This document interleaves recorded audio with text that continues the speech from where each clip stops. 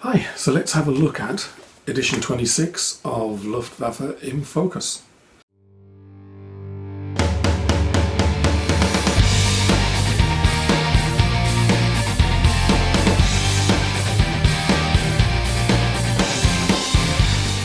Okay, so let's turn the pages of edition 26 of Luftwaffe in Focus. And basically, Luftwaffe history from enthusiasts for enthusiasts. And it's, as always, it's full of previously unpublished photos. So, start off with basically the contents. As is normal, all the captions, left-hand column's German, right-hand column is English. Start off with a couple of photographs there from the JG54. You see these are all unusual and, as I said, previously unpublished photos. Start off with an editorial where this year basically they're saying they're going to concentrate on Luftwaffe in Focus this year after doing the To the Gates of Moscow book was most of 2016, and there's a review of that elsewhere on the site. Start off with the Readers Forum, basically more information about photographs from previous issues, both from readers and also from the publisher as well, where needed. And you can see here that they give the details. This is photo L1, which was mentioned in here somewhere. So basically, it's updates to photographs from previous issues, issue 24. And then fighter training in the final hours. Believe it or not, this was taken the spring of 1945, when basically Germany had lost control of their own airspace. So it's quite surprising to see so many training aircraft flying around in the final few months of the war in the spring 1945. But they certainly seem to be have an interesting camouflage scheme. A lot of wear and dust. Then come on to fighters, and then some photos of night fighters, and just the explanations are in depth and pretty much spot on. These are not just simple little captions. They go into a lot of detail, as you'd expect from these publishers who do a lot of research. More detail. Is an interesting diorama subject.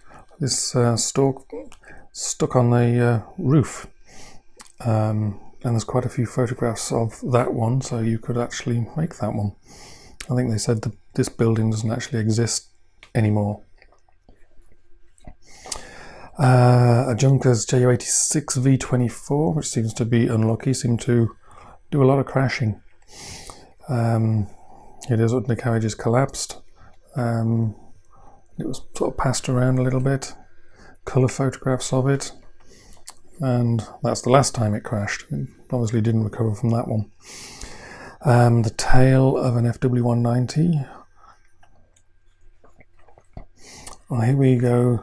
FW-200 Condor with the wave mirror camouflage scheme, and there's a 3-page pullout on that one.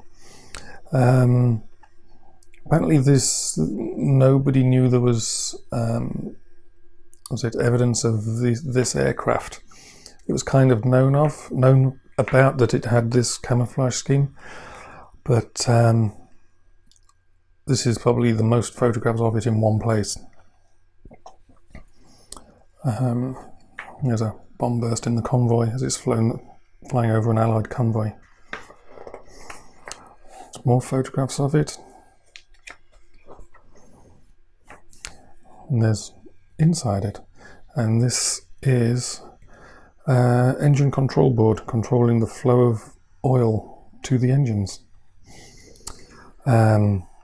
Airbase sign, this an unknown emblems.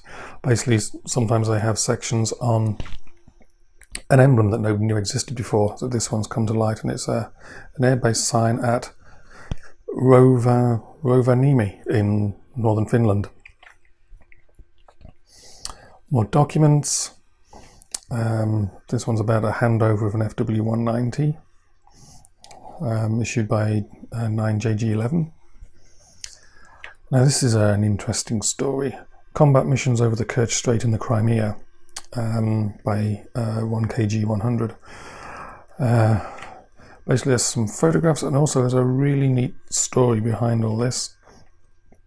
Basically the story of one mission, and you can see the path they took, and they crashed out on the ice and then had to walk back, and they ended up behind Russian lines and had to walk back through the Russian lines, or well, they tried to, but there's an interesting end to it, but you'll have to read it to find that out. And here they are again. Colour photographs. It's a really interesting story, and eventually I think some of them died in another aircraft crash. Well camouflaged Dornier 24 up in Norway. And ammunition, see the ammunition inside a Junkers 52. That's the book they were working on last year. There's a review elsewhere. It's really a cracking book.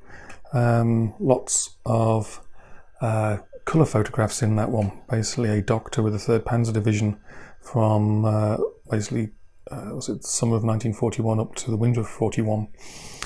Had 2 cameras, a black and white camera and a colour camera, and he took loads of photographs. It's a really good book. And then on the back cover, float planes with personal names, which is very uncommon. So another cracking addition to Luftwaffe in Focus. The best place to buy this is from the publisher's website. Just Google Luftwaffe in Focus. In fact, I'll stick the link to their website in the comments to the video. That's the best place to get the book. Subscriptions are cheaper. That's how I get mine, via a subscription, and they arrive in perfect condition every time. They're double wrapped.